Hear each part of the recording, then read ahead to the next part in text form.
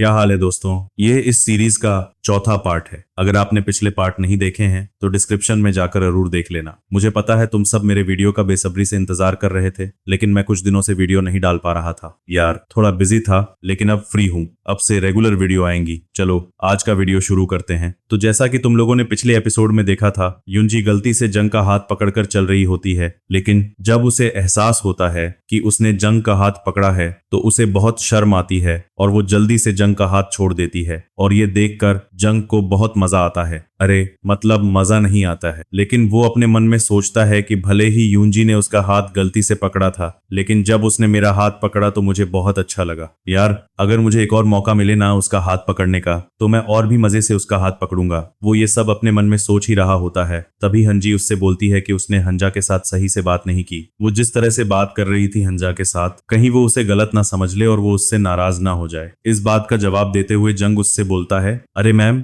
आप ऐसे ही टेंशन मत लीजिए, हमारे जो बॉस हैं वो ऐसे ही हैं, उनके मुंह में बिल्कुल भी फिल्टर नहीं है, वो कुछ भी बोल देती हैं, आपको टेंशन लेने की कोई जरूरत नहीं है, वो ऐसी ही हैं। लेकिन इस बात का जवाब देते हुए वो उसे बोलती है कि ऐसी बात नहीं है, वो इसलिए परेशान है क्योंकि वो तुम्हारी बॉस है और वो जो तुम केस लोगे वो भी उसमें नजर रखेंगी। अगर मैंने कुछ उल्टा सीधा कर दिया और मेरी बातों को उन्होंने बुरा मान लिया तो फिर वो केस को सीरियसली नहीं लेंगी और वो फिर उसके पति के लिए ठीक नहीं होगा और उसका पति शायद जेल से भी ना निकले। ये सुनने के बाद जंग उससे बोलता है, तुम टेंशन मत लो, मैं हूं ना, मैं केस लड़ लूंगा और जब तक मेरे पास केस है मैं केस नहीं हारूंगा। दोनों के बीच ये सारी बातें होने के बाद युंजी को एक लाइट हाउस दिखता है और उस लाइट हाउस को देखने के बाद उसे जंग का बचपन याद आ जाता है और वो उस लाइट हाउस को जंग को दिखाने लगती है। उस लाइट हाउस को दिखाते हुए वो जंग को बोलती है, जंग जब हमने तुम्हें गोद लिया था उसके बाद तुम बचपन में जब रूठ जाते थे या फिर रोते थे तो हम लोग तुम्हें यहाँ पर लेके आते थे, तुम खुश हो जाते थे।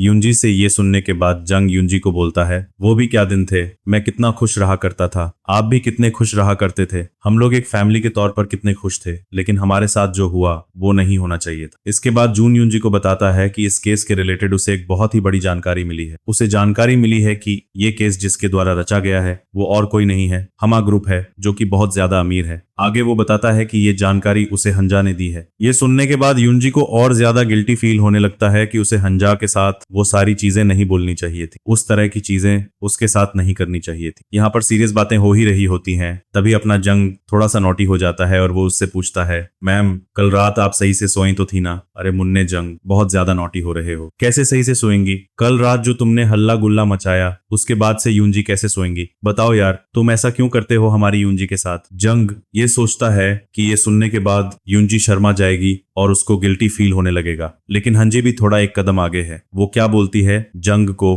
पता है, वो जंग को बोलती है, अरे जंग ज्यादा नॉटी हो रहे हो, मेरे को पता है तुम एडल्ट हो चुके हो, तुम जानबूझकर वो सारी चीजें कर रहे हो, तुम्हें सब पता है। युंजी से ये सुनने के बाद अब जंग शर्मा जाता है और जंग को जब वो शर्माते हुए देखती है, युंजी अपने हाथों को उसके बालों पर ले जाती है और उसको सहलाने लगती है। जैसे ही हंजी जंग को टच करती है, जंग से अब रहा नहीं जाता है, सीधा जाता है, उसकी कमर पकड़ता है और उसे प्यार से किस करता है। और इसके बाद उनके बीच जो कुछ भी होता है वो थोड़ा हटके होता है। अगर तुम्हें जानना है तो बस तुम्हें हमारे चैनल को सब्सक्राइब करना है और इस वीडियो को ज्यादा से ज्यादा शेयर और लाइक करना है, ताकि मैं तुम्हारे लिए अगला एपिसोड जल्दी ला सकूं।